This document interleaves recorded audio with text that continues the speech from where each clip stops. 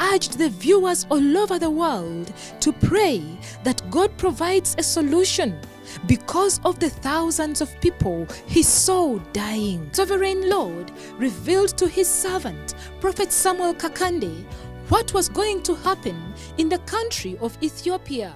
And these were his words. Let's lay our hands on Ethiopia and the people who are about to die or to be killed over there. Something is about to happen in Ethiopia.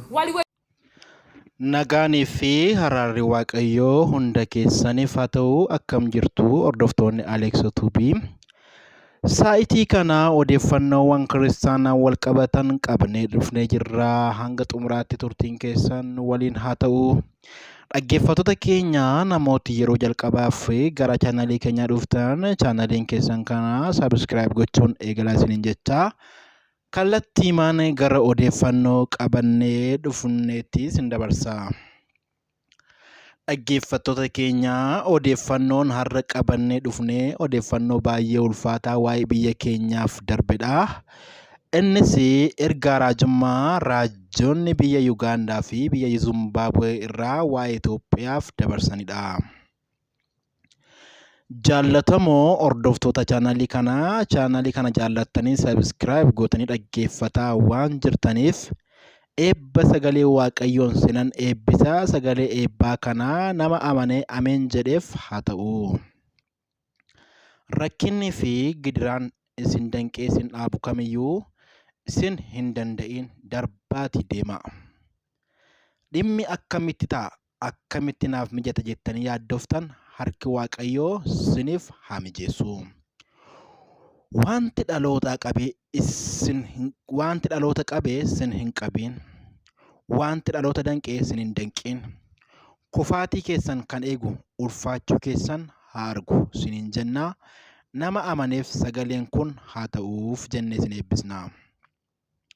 Gara odeeffannoo keenya qabannee dhufneetti gaafa dabarru waaqayyo inni jiraataan nama biyya Yugaandaa Raajii Saamu'eel Kakande jedhamu ergaa guddaa waa'ee biyya Itiyoophiyaa akkas jedhu jechuudhaan natti dubbate jechuun dubbataniiru.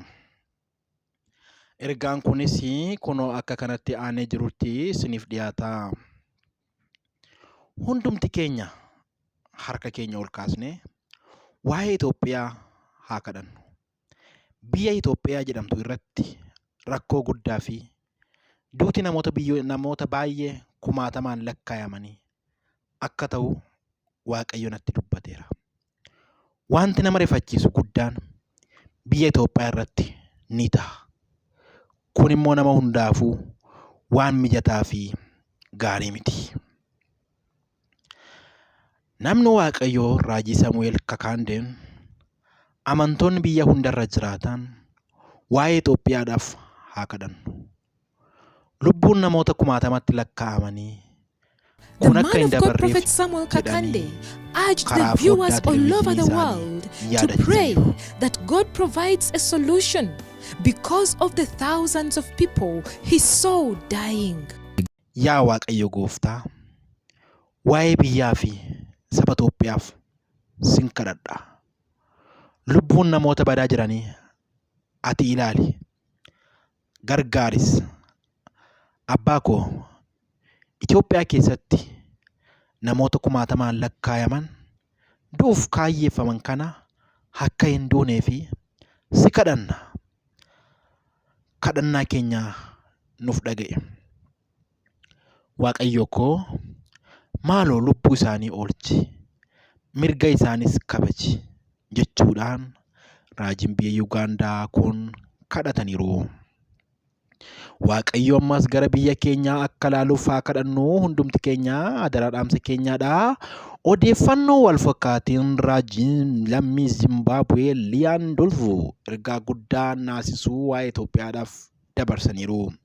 Innis akkasii gadiitti siniif dhiyaata. Itiyoophiyaa biyyi jedhamtu ariifattee waaqayyotti yoo hin deebine namni hundinuu gara amantii musliimaatti dhufa. Ani waa'ee Itoophiyaadhaaf boorii eegalee tsoomaaf kadhannaan eegala. Itiyoophiyaan akka diigamtu hin fedhu. Itoophiyaan akka Somaaliyaa kan diigamtu taanaan guutummaan Afrikaa rakkoo keessa gala. Itoophiyaa akka hin diigamneef wantoota barbaadamuuf wantoota gurguddoo lamatu jira. Tokkoffaa lootee seentota irratti xiyyeeffattee eeggannoo guddaa gooti. Lammeeffaa irratti biyya amantiin kiristaanaa keessatti jabaatee fi haara'umsi hafuuraa yookaan rivaayivaaliin ispirichuwaalii keessatti ta'aa jirudha.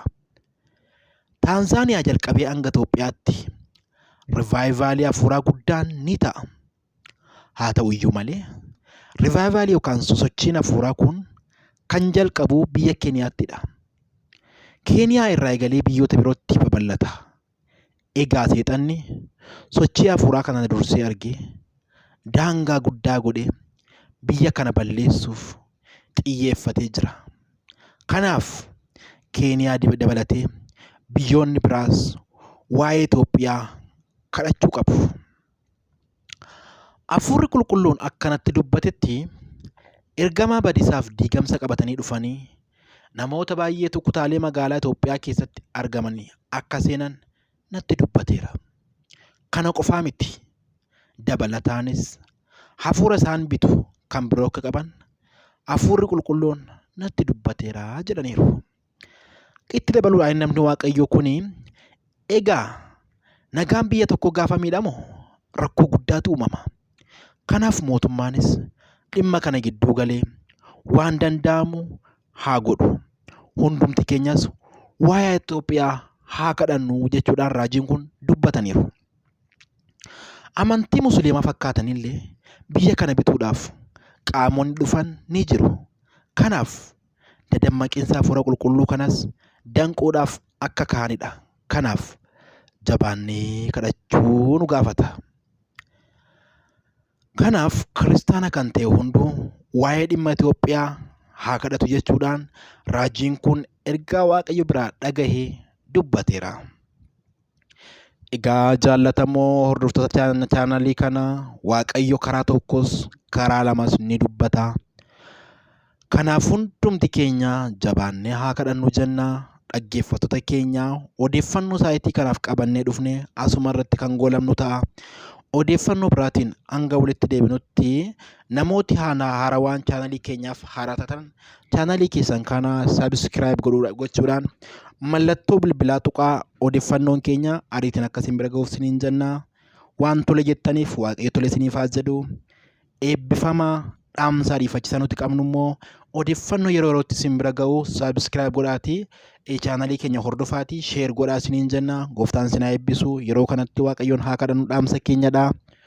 Waan nu wajjin turtaniif gooftaan bara keessan haa eebbisu. Turtii gaarii isiniin jenna.